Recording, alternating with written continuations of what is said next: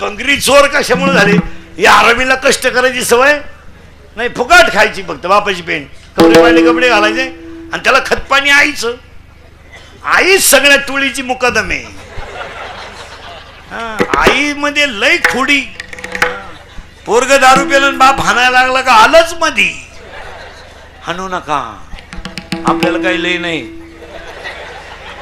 एकची आणि ते काही कायम पेत नाही,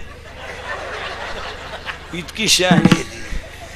आणि वरून पोराला म्हणती त्यांचं ऐकू नको, त्यांचं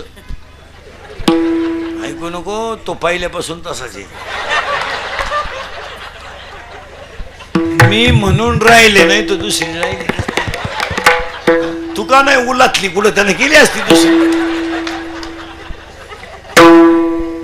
सांग महाराज, मी मरण ना तरी तुम्हाला आपलीच आठवण येईल ध्यानात ठेवा. मरणार नाही 5-25 वर्ष, पण पाया पडून एक वाक्य सांगतो महिलांना, ऐकाल? महाराज म्हणून नाही ऐकत, महाराज म्हणून मरू द्या, उलथू द्या, महाराज मरू द्या, कीर्तन संपल्या. तुमचा मुलगा म्हणून माझं एक वाक्य ऐकाल? ऐकाल? तुमचा मुलगा म्हणून आयुष्यामध्ये तुम्ही काही करा महिला मंडळ, पण तुमचा मुलगा म्हणून एक वाक्य सांगतो, सांगू नये, मी तुमच्या मुलासारखा आहे. फक्त तुम्ही नवऱ्याची प्रतिभा आहे ना, कधी मुला देखत खराब करीत जाऊ नका. मुला देखत वाईट बोलायचं नाही नवऱ्याला, कधीच कधीच नाही. खरं सांगतो तुम्हाला, तो कसाही जरी असला ना, तो त्या घराचा खांब आहे. आयुष्यावर कष्ट केले त्याला फुकाट नाही मिळवलं. त्याला वाटलं नाही का माझ्या हातात कधी चांगलं घड्याळ असावा, त्याला वाटलं नाही का माझ्या घरात एखादा थोडा सोना असावा. त्याला आयुष्यभर मुलांसाठी कामाचं. आणि तुम्ही मूर्खासारख्या पोरांची बाजू घेऊन नवऱ्याची प्रतिमा खराब करता, ज्याचे त्याला पटत नाही.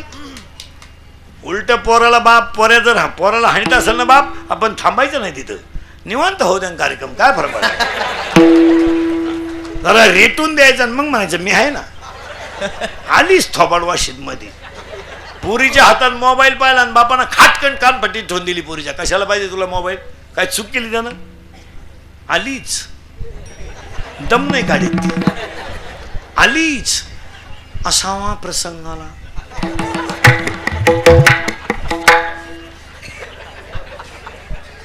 असावा प्रसंग, आला प्रसंग, गेली बॉम्बल्ली पोर. खतपाणी कोणाच आहे? आईच. आईनं उलटी चापटू लागली पाहिजे. पण एक वाक्य सांगा, भाजीला तेल नसलेलं चालेल. तुमची मुलं बाळ जर चांगली निघली ना, तर तुम्ही गल्लीने केव्हाही वरमान काढून चालू शकता.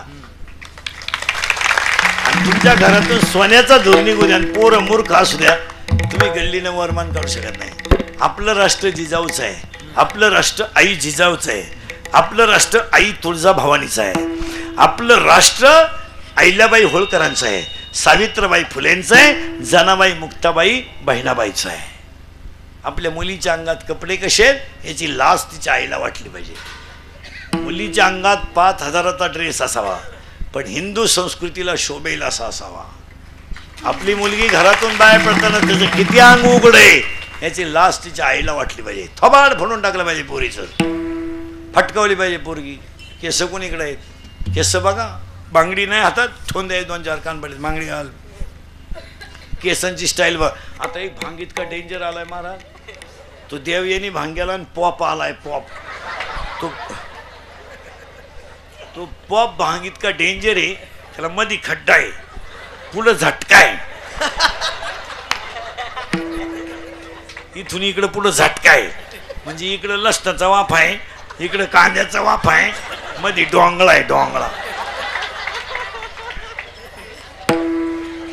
मुलीचा मोबाईल तपासा, 3-3 सिम आहेत त्याच्यात. तुम्हाला एकच नंबर माहिती आहे, 2 नंबरांना घरात रेंज नाही. मुलीचा मोबाईल घरात आवाज नाही देत, सज्जन येतो, सायलेंट असतो, सायलेंट. फक्त कोण होतो घरात, कोण होतो,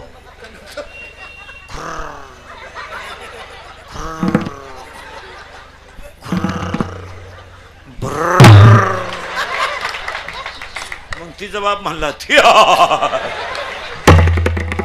नाही रे बाबा नाही, आपण कुठे जन्माला आलोय? मेरे देश की धरती